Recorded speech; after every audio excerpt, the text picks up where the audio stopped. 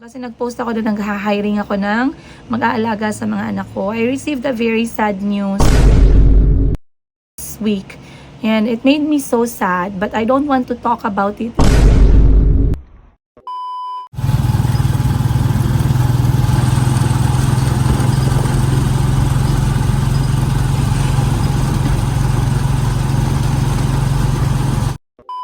Hello guys! Good afternoon sa inyong lahat. Thursday na, gumapang tayo from Monday to Thursday, you guys. But it has been an amazing week kahit marami tayong mga challenges sa buhay, laban lang. And as you can see right now, ang aking boses po ay bed voice. Bed voice. Naging bed voice. Nawala na po yung boses ko kasi back to back ako nag-live ngayong week. And I think kulang sa tulog. We were having a lot of mga challenge. Mga problema na kailangan naming pagtuunan ng pansin. And it costed us our sleep. So kapag makababa yung tulog mo at hindi enough, yung unang mapapansin mo talaga, nawawala yung boses mo. Lalo na kapag yung trabaho mo, yung puhunan mo, yung bunganga mo. Yung boses ko, yung puhunan ko, grabe naman yung bunganga ang puhunan. Anyway guys, time check, 3:00 ng hapon, and Miss Giselle and I are still here dahil kami ay nag back to back, pero okay naman kasi lahat ng promotions namin ay patok na patok. Kasi not all the time guys, sa isang negosyo, hindi maganda na hindi ka nagpo-promo ba? Kasi promo is actually giving back to your clients by offering them the best price and the lowest price possible. So we tried our best na at least makakuha lang man kami ng konting profit lang pangbayad sa aming mga expenses every end of the month, and that will help us as well to refresh our stocks, and that will help our clients to avail the stocks or the items that they really want for quite some time now. Okay? So ngayon, meron nga pala akong pinost and maraming nagtanong kasi nag-post ako doon, nag-hiring ako ng mag-aalaga sa mga anak ko. I received a very sad news actually this week, and it made me so sad, but I don't want to talk about it even. Kasi every time na naiisip ko siya, naiiyak ako guys. Ganun ako kasad. Pero like I said, I have to accept things are not under my control, and then I have to look for solution kapag meron tayong mga pinagdadaanan. So, a lot of you are asking kung bakit ako naghahanap, sino yung aalis, aalis ba si Auntie Christine, aalis ba si Ate Buchi. One of them are leaving us, and for quite a good reason naman. Hindi naman dahil demonya ako guys or nagugutuman sila sa akin, kundi there's a reason about that. May nagsabi nga din pala, speaking of nagugutuman, nakita ako na bumili ng ulam. Yung yung gata na gulay na binili ko 40 pesos. May nag-comment, sabi niya, kung ako lang man daw ang amo, wag na lang daw. Kasi, ang kuripot ko daw sa ulam. At mamamatay daw siya sa gutom. Kaya nga, ang sarap kaya nun, di ba, Sel? Ang halo niya tuyo. Yes. Kasi, masarap yun. Yung time na bumili kami ni Miss Giselle. Sabi niya, buti na lang din ma'am, hindi po ikaw yung aking yung aking staff. Kasi parang hindi naman po ako yung patay gutom dito. Parang mali ata, mama. Pero anyway, like I said, ma'am, pag sa akin ka nagtrabaho, ma'am, baka magreklamo ka. Baka magreklamo ka na yung kilo mo, nadagdagan ng 10 kilo. Kasi isa yan sa mga reklamo ng mga staff ko, na ako din naman, reklamo ko sa sarili ko. Kasi for me talaga, pagkain is very important. Siguro trauma na din siya guys, kasi we grew up na we almost had nothing growing up. Yung kanin namin magkakapatid na nag-flashback. Yung kanin namin magkakapatid, kahit nasunog sa ilalim guys, lahat yan ubos yan. Kasi kulang yung bigas namin. Yung ulam namin isa lang, tas hahatiin namin sa 3 kainan yan. Minsan wala pa kaming ulam, yung toyo at mantika, yung pinaka best seller sa aming magkakapatid. Minsan naman margarine at saka asin. So, nakita ko sa mga kapatid ko, hindi lang sa akin kay Madam Ten Gives, kay Madam Sheena, sa mga kapatid ko, pag pagkain ng usapan, wala talagang madamot. Kasi we know how it feels na mahirapan kami kumain. Kahit gutom kami, walang-wala. So, lumaki kaming lunok-laway ba? Ganon. So, anyway, ma'am, huwag kang mag-alala. Pag sa akin ka po nagtrabaho, baka hindi na lang kita swelduhan, ma'am, pakainin na lang kita. Kasi sabi mo, baka mamamatay kapag sa akin ka nagtrabaho. Ayan. So ngayon, alas 3, nagpapahinga lang ako ng konti, guys. Sobrang init sa labas. My sisters and I are talking about visiting the Ukay-Ukay ngayong hapon kasi wala kaming pang OOTD. And meron naman kami mga damit kasi may-ari kami ng boutique, pero iba pa din pag meron tayong dalang ukay. Kailangan kasi namin ng ng rash guard or yung full suit kapag pang swimming para hindi naman tayo mabatok, guys, sa init. Ayan. So maghahanap lang kami ng rash guard sa Ukay-Ukay. And then of course, ano pa ba? Kasi yun nga, isa-celebrate ko yung aking 35th birthday ngayong taon. And I'm excited kasi may mga kasama ako, mga special na tao sa buhay ko. Though hindi ko makakasama yung mga bata, but it's okay. It's alright. Huwag naman kayo magalit. Huwag naman kayong mag-hate. Ayan. Ano pa ba yung gusto kong i-share sa inyo? I'll see you guys on today's episode. Prepare guys ng aking kasi meron akong follow-up check-up para sa aking hyperthyroidism ngayong buwan. So, pine-prepare ko yung aking medical certificate, aking appointment, lab test, and everything. I wanted to talk to you guys about etong negosyo ko na to. Kasi merong mga iba na nagtatanong sa akin, roughly, ano yung kailangan i-prepare kapag meron kang pwesto. Okay?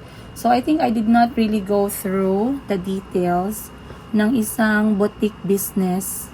Gusto kong ilagay yung phone ko para hindi naman tayo masyadong mangalay. Ayan. Ito tayo. Ayun. So, okay. Kabutas ng ilong ko lang yung makita ninyo. Bahala na kayo dyan mag-adjust. Ayun. So, gusto kong mag-mention sa inyo ng rough estimate lang. Hindi naman perfect amount, pero rough estimate lang na nung kailangan nyo i-prepare pag pinili nyo na magbenta na meron kayong pwesto. Okay? So, kapag gusto nyo ng ganitong klaseng negosyo, guys, sa isang pwesto, hindi ko alam kung nasaan kayo, pero dito sa amin sa General Santos City kasi, meron kaming pwesto na okay yung renta from 5,000 pesos monthly hanggang 15,000 pesos monthly. Decent na yung space, magkakaiba na lang ng location. So, for us, ang binabayaran ko dito is roughly around 5,000 to 6,000 pesos yung renta namin kada buwan sa space na to, which is around 4 by 4 meters. Bakit ko napili itong lugar na to kahit hindi naman siya sa highway? Kasi number one, guys, I know na yung negosyo ko ay 80% online. Okay? Online yung pinupush ko talaga sa negosyo ko. Kaya okay lang ako kahit hindi siya nasa highway. But what is a game changer about itong pwesto ko na to is because nasa syudad siya mismo, in the center of General Santos City. Accessible sa lahat, sa sakayan ng tricycle, sa sakayan ng mga public transport namin, malapit kami sa mga eskwelahan, malapit kami sa mga clinic, malapit kami sa mga remittances katulad ng Palawan, M. Luwilier, Western Union. Maganda yung ganyang klase na setup ng negosyo. Kasi as a business, maraming nagbabayad sa'yo ng remittances din. So, it's very stressful kapag hindi mo agad na-claim yung pera. But if you can get that money immediately after your customer paid, then it's really good, guys. Nakakawala talaga siya ng stress at hassle-free pa. Okay? Another thing is, tahimik at safe yung location ko. Meron kaming security na yung items namin ay in a good space. Alright? Walang tulo, walang basag, walang alikabok kasi away from the main road. Then, yung mga nagbabantay ng mga tindahan dito, maganda din yung kalakaran. So, talagang safe. Safe ako at nakakatulog ako sa gabi knowing that my shop is in safe hand. Ayun. Kahit na wala naman kaming personal dito na security guard. Another thing is, okay, yung renta, yung location niya, safety ba yung mga items mo sa loob. Another is, ano pa ba? Yung mga papeles ng isang lugar. So, etong shop ko na to, maliit lang to, guys, but the building has a building permit. And building permit is very important para makakuha ka ng business permit. So, for us, as you can see, kung nakikita niyo sa taas, bigyan ko kayo ng sneak peek. Ayun. Kung nakikita niyo sa taas, ang dami na naming kompleto po kami sa mga legalities, documentations to operate this business.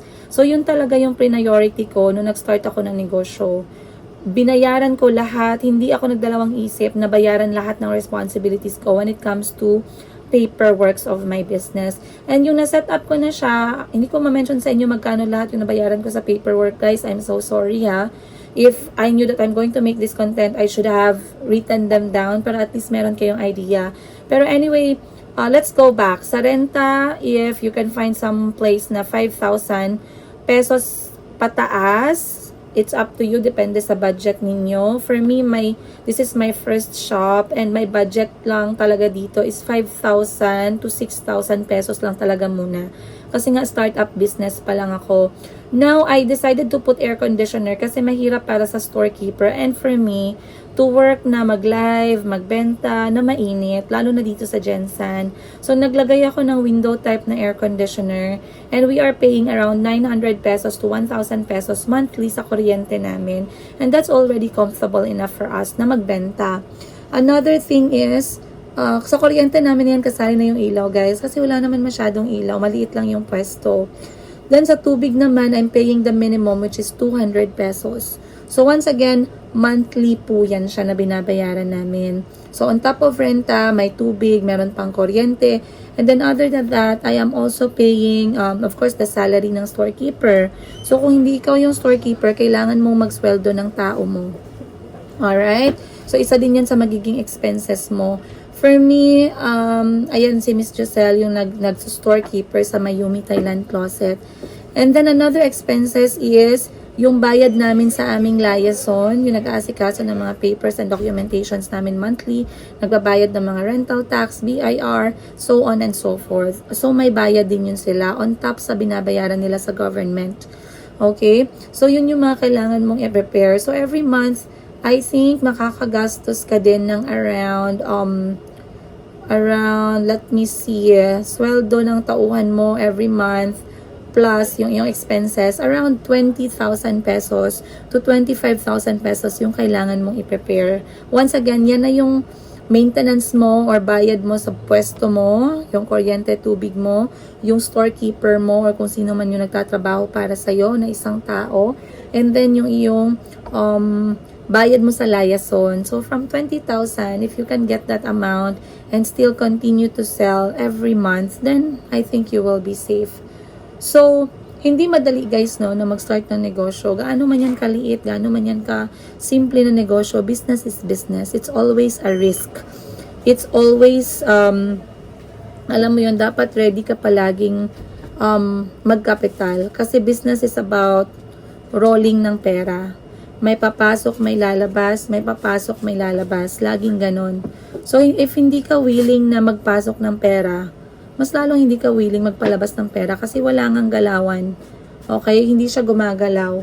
So, for me, when you talk about business, gaano man yan kalaki, ang unang pumapasok sa utak ko talaga is money, rolling money. Okay? Yun talaga ang pinaka-importante. Pero, you know, I do believe na yung pag-iikot ng pera o yung money in and money out, yan yung isa sa reason bakit hindi ka, at least hindi mo na-feel na lagi kang natutuyuan ng pera. Kasi once na once na lagi ka lang money out, wala ka namang income na iba, wala ka namang other source ng income, mahirap talaga. Kaya pinupush ko talaga itong business ko kahit mag-isa lang. And for now, since I'm the only one managing this business, mentally, I am capable of doing one business muna.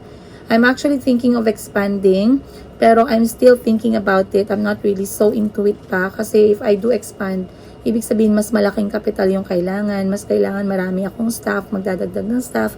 Mas malaki yung space, malaki yung renta, malaki yung kuryente. Everything guys will be like double or triple. Ayun.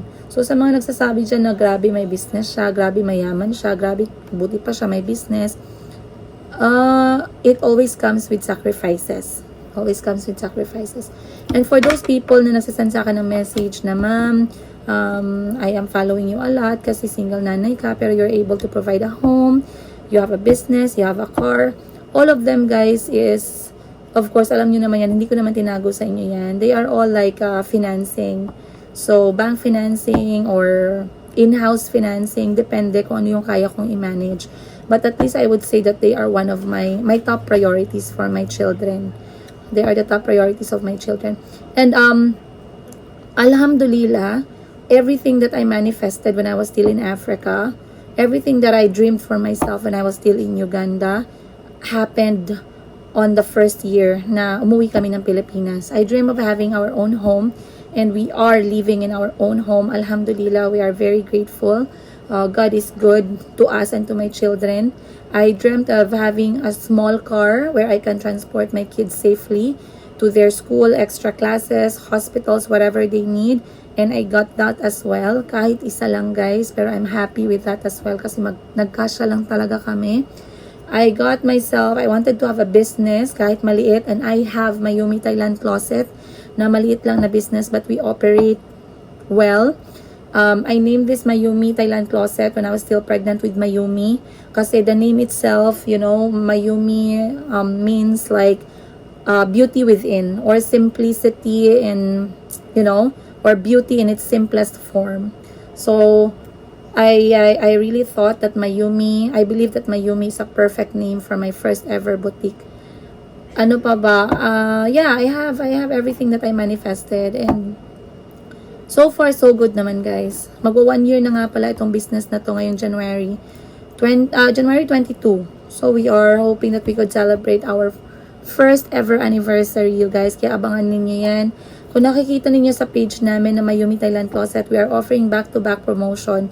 Kasi nga, we are in the midst of celebration. November is my birthday. December is my children's birthday. October is my children's birthday. February is Kahil's birthday, Auntie Christine's birthday, Ate Buji's birthday. There's a lot of people that I love who celebrating the birthday. And of course, another year, ayan, the Yuletide season. And yun nga, yung pinaka-biggest is the Mayumi anniversary. Kasi to push a business to its first year, quite amazing experience, you guys. Medyo nawawala na yung boses ko ng pakonte-konte, but nagpapahinga lang ako as I'm waiting for the time para ako ay makapag-live at hindi nagcha-charge yung aking cellphone. Ano ba yan? I was waiting. Ay, ano ba yan? Hindi naman nag-charge. Alright guys, I'll see you on today's episode. Balik ko lang pala galing sa Philippine Airlines. Hindi po ito sponsor. Sana nga sponsor na lang para makatipid naman tayo konti. Pero Philippine Airlines talaga yung gamit ko, lalo na pag mga anak ko yung concern. So eto ay ang ticket namin. Ticket to the future. Etong ticket na to, lagi kong dala-dala. Eto nga pala ay ang ticket ng aking anak na si Kuya Kahil. Confetti naman dyan. Ayan, maraming salamat po. So once again, si Kuya Kahil po ay uuwi para sa Pasko. Alam nyo naman ang gawalawan namin ng tatay ni Kuya Kahil kapag summer at Pasko, si Kuya Kahil ay umuwi para makasama kami at ang mga kapatid niya. And eto i-share ko sa inyo para may idea kayo guys ha. Kasi si Kuya Kahil is a minor, 11 years old, and minors, you are only considered as an adult and you can fly alone from 12 years old above. So dahil si Kuya Kahil ay 11 years old pa lang, it is quite tricky for us to make him fly alone every time he comes here in the Philippines. So for the past years or for the past few times na lumipad si Kuya Kahil dito sa Pilipinas, meron siyang kasama galing Thailand, papuntang Pilipinas. Pero pagpuntang Pilipinas, pabalik ng Thailand, mag-isa na lang siya. So lagi I remember sharing with you guys kung ano yung mga kailangan gawin kapag lilipad yung bata from Pilipinas palabas ng bansa na alone. There is a special kind of document na kailangang ikunin sa DSWD, at yung document na yon ay hindi po siya, okay, the standard procedure is hindi talaga pwedeng lumipad ang minor alone. Pero merong special case na pinapayagan.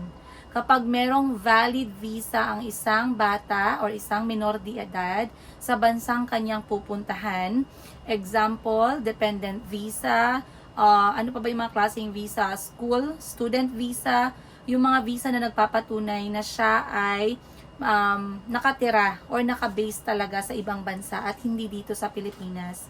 So, kahit na Filipino passport siya at 11 years old siya, pwede. Pero kailangan pumunta ng DSWD and prove to them na may valid visa yung bata at hindi siya lalabas na wala siyang dalang visa or whatsoever. So, for Kahil's case, yung passport niya, merong nakatatak doon na dependent visa under sa tatay niya na nakabase sa Thailand. So, lahat yan guys, sinasikaso ko na yan siya way back at alam ko na yung procedure. So, sa mga hindi nakakaalam ng procedure niyan, gagawa na lang ako ng different content. But this one is about unaccompanied minor fee. So, when we say unaccompanied minor fee, ito po yung binabayaran natin sa isang airlines para i-assist nila yung mga batang lumilipad mag-isa na minor de edad. So, una kong option talaga, Philippine Airlines. Pero sa sobrang mahal ng ticket nila, pumunta ako sa Cebu Pacific. Sa Cebu Pacific, medyo mas mura, but the bad thing is, hindi sila familiar. Hindi ko alam sa iba na offices. Pero dito sa pinuntahan ko, yung mga agent ng Cebu Pacific dito sa General Santos City, hindi sila familiar / ayaw nilang tumanggap ng booking ng minor de edad na galing sa Thailand papuntang Pilipinas na mag-isa. Regardless kung magbabayad ako ng unaccompanied minor fee. So, I failed booking the flight with Cebu Pacific. So, ang only option ko na lang talaga is yung Philippine Airlines na mas alam na nila yung kalakaran. So, I went to Philippine Airlines. I told them the case. My son is 11-year-old, Filipino passport holder. He is a minor traveling from Thailand to Philippines alone. And traveling from Philippines to Thailand alone. Okay? Pag natapos yung bakasyon niya. And what do I need to do? So, number 1, hindi ka pwedeng mag-book sa website. Dapat sa mismong ticket office ka ng Philippine Airlines magbo-book. Or yung mga valid agents. Hindi ka pwedeng i-book ng mga kasamahan mo? No. Kasi minor de edad yan. After mong ma-book yung ticket, okay, kailangan mong ibigay ang details sa airlines kung sino yung maghahatid sa bata sa airport at sino yung susundo pagdating niya sa destination and vice versa. Yung maghahatid na naman sa kanya sa departure and then magsusundo sa kanya sa arrival. Those names, which is the part namin ng tatay ni Kahil, is tatay niya, details ng tatay niya at details ko. And yun lang yung mga allowed kumuha sa bata when they travel or when they arrive at the airport. Wala nang iba guys. Alright? So pag nabigay na yun siya, na kompleto na yung details, the name, the complete address, the phone number, and dapat may dala kang identification na ikaw talaga yung magpipick up sa minor de edad, you have to pay now the unaccompanied minor fee, which depends kung saan yung place. Sa case namin, I paid around 10,000 pesos for the round trip, approximately. For the return from Jensan to Manila, Manila to Bangkok, and then Bangkok to Manila, Manila to Jensan, total na siya na unaccompanied minor fee is approximately not more than 10,000 pesos on top of his flight ticket cost. So, finally, nakuha ko na siya, na-arrange ko na, and nasan ko na to sa tatay ni Kuya Kahil. So, he is scheduled to come back home and enjoy holidays with us kasama yung mga kapatid niya. So, ito talaga guys, talagang naka-goal na to talaga, natapusin ko to in one day, and I did, and I'm very happy. And yeah, masaya ako at excited ako na makakasama ko na naman ulit si Kuya Kahil. At abangan nyo guys ang mga ganap sa buhay namin ng mga anak ko ngayong Pasko, ngayong New Year, kung ano yung gagawin namin, mag-iina. And ang pagsasama ulit ng mga anak ko na magkakapatid. Ayan. Sobrang ano sila guys, makulit pero nagmamahalan sila at least, diba? Normal lang naman talaga yung kulit. But Kahil is a kuya. He's a really big kuya. And he can't wait to be with Chico, Calbi, and Mayumi. He misses them dearly. Kaya sobrang excited ako sa muli nilang pagkikita. Ayun lang guys, kung may tanong kayo anything about minor de edad flying alone at nahirapan kayo makahanap ng information, I will try to answer you based sa experience ko. Ayun, maraming salamat you guys. Yun lang yung episode na yun, na chika-chika lang tayo. Pero sana may napulot kayo. And of course, I'll see you on the next episode. Much love!